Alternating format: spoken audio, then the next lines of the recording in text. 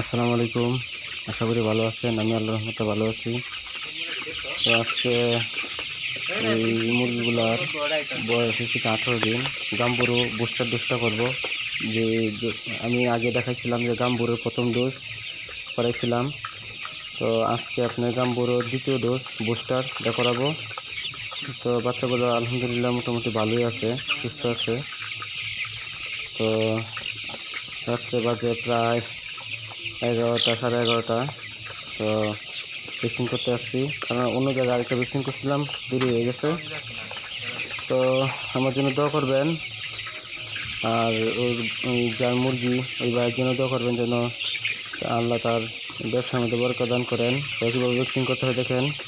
ভ্যাকসিনে নাকের মধ্যে আমি ভ্যাকসিনে ফুটাটা দিতেছি, নাকের মাধ্যমে গলা যাবে আর কি। তো গতবার নাকের মাধ্যমে দিয়েছিলাম। তো আজকে পর্যন্ত। আসসালামু আলাইকুম।